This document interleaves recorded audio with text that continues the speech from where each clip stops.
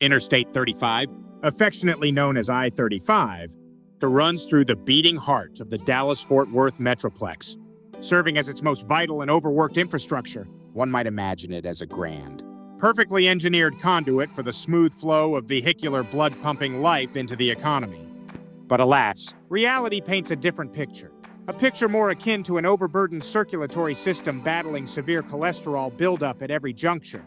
To embark on I-35 is to accept a fate not dissimilar to entering a labyrinth.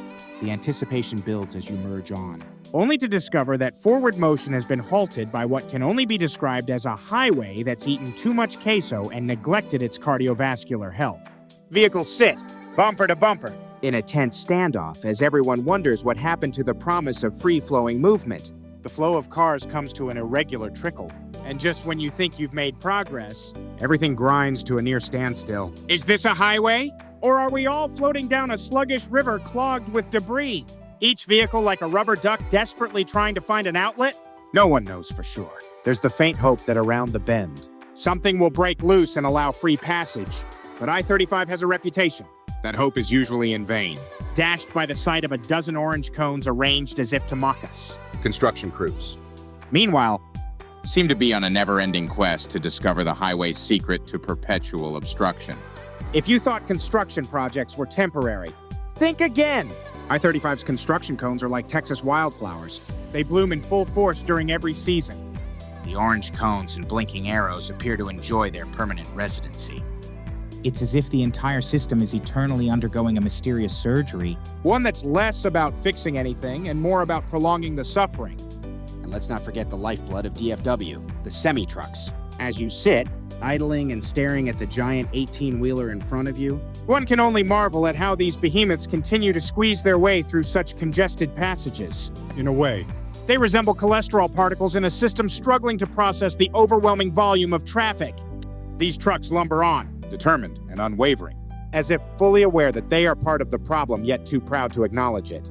The exits on I-35 offer no solace, either. Like stubborn offshoots from a main artery, they tease you with the promise of escape, but only lead you back into the same sluggish quagmire. Even the local drivers, veterans of this automotive purgatory, have grown immune to the chaos. They've adopted a zen-like acceptance, calmly sipping their coffee in vehicles equipped with enough technology to weather hours of standstill. The city planners, whom I can only imagine as a room full of well-meaning but misguided individuals, appear to have designed I-35 under the delusion that this massive network of on-ramps, exits, and overpasses would work like a well-oiled system. Spoiler alert, it doesn't. Rather, I-35 feels like the infrastructural equivalent of a DIY plumbing job gone horribly wrong, where someone keeps trying to plunge the same mess over and over, only to realize that they've just rearranged the chaos. One might suggest alternative routes or public transportation, but this is DFW. There's an unspoken rule here. Your car is your lifeline, no matter how frequently it gets stuck in what feels like a concrete-laden traffic embolism. Sure, there are toll roads, but paying to move faster on a different highway feels like bribing a doctor for quicker results in an ER waiting room, guaranteed to disappoint. So, here's to I-35, a marvel of modern inefficiency, a testament to urban sprawl, and an eternal reminder that even the most essential systems sometimes need a drastic intervention. It is a highway that, much like a stubborn drainage problem, never truly gets resolved but continues to limp along in a state of semi-functioning disrepair.